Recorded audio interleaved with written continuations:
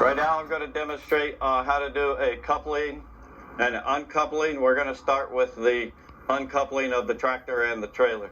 First thing that you have to do for uncoupling is you have to ensure that the ground around your landing gear is going to be able to support the weight of the trailer once you disconnect from the trailer. Once you know that the ground will handle the weight of the trailer, we're going to jack the gear down. The gearing systems on these trailers all vary. Sometimes the handle's on the driver's side, sometimes it's on the passenger side. Sometimes you turn it clockwise, sometimes counterclockwise. Sometimes you have to push it all the way in to get high gear. Sometimes you have to pull it all the way out to get high gear. So you'll just have to learn your own variation of it.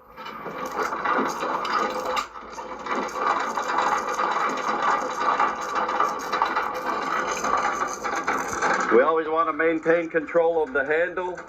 We don't want to just try to spin the handle with our fingers. Otherwise, that handle will come around and hit you in the mouth and damage your teeth. We'll bring it down until it just touches the ground. And then I'm going to back it up one turn.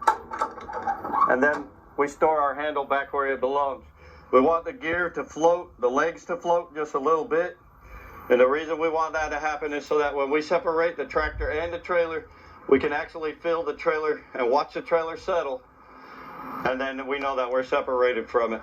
We need to disconnect our air lines and our electrical lines. Before we pull our air lines apart, we'll check inside the truck and make sure that the brake buttons are both pulled, indicating that the brakes are set. Anytime we get in and out of the truck, we always want to face to the inside, and we want to have a 3-position hold, either 2 hands and a foot or 2 feet and 1 hand. Keep us from falling. We come back to the air lines. Just push the air lines straight up and separate these lines and the electric by grabbing it on the wings and pulling it straight up.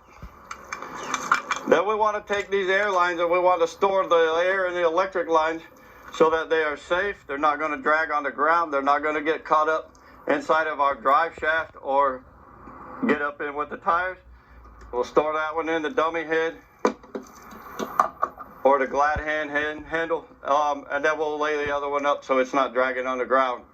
Once we have the glad hands and the electrical line stored, the next thing that we want to do is we want to get up underneath here. We want to pull the release handle.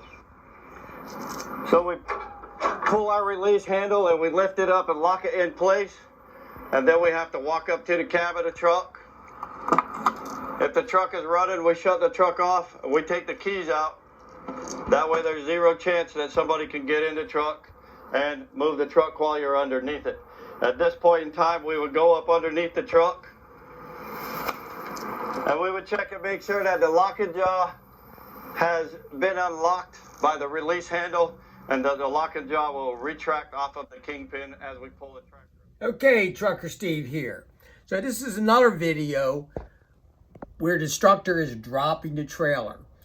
And he's leaving it maybe about 1 inch off the ground, the landing legs. The pad's maybe a little less than 1 inch, but it's not on the ground. And when he pulls out a little bit, he'll drop the airbags and firmly get the trailer legs on the ground, make sure it's, well, he already checked to make sure he's on solid footing. So that's just the second one. And I totally agree with this. So yes, when I saw the video, make sure the legs all the way down the ground and crank it again. Sometimes it's not the way it's done in the real world. In truckers don't do that for the most part. They know the weight of the trailer. If it's an empty, they might have it up so you can slide your toes underneath the landing pad. If it's 40-some thousand pounds, they're going to lower it closer to the ground and make sure it's just maybe a little bit off the ground. And if you constantly putting the trailer legs all the way down to the ground, your coworker's not going to be happy with you. Right now, you can see he's dropping his airbags and lower the trailer back to the ground. So, check out a lot of videos, and it's not the same everywhere, but your coworkers, if you have a company that's making deliveries to certain places all the time, your coworkers can be a great help and tell you, especially if there's a place where the trailer's being dropped on a slant down, where the rear end's down, the front end's up. And there's a lot into it when you pull out and drop it. And there's more to it, but I think I need to show these two videos. When I was looking at the one video, it's from Driving Academy, saying, you know, this is the wrong way. But this is not the wrong way. Everyone has a little bit different way how to do it. It is okay. The CDL driver's manual has to stick to one way, and I understand that. I get it. But in the real world,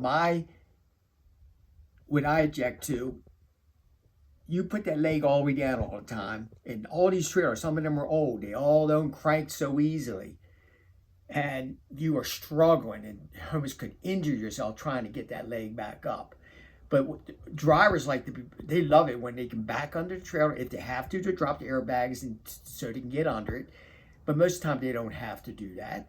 And the trailer lifts up. They can see in the mirror the trailer's lifting up, or get out and look and make sure they are lined up safely. Because you always want to do a safe back. You never want to back under a trailer and go under that kingpin. I'll see you in the next run. Be safe out there. And what is your opinion?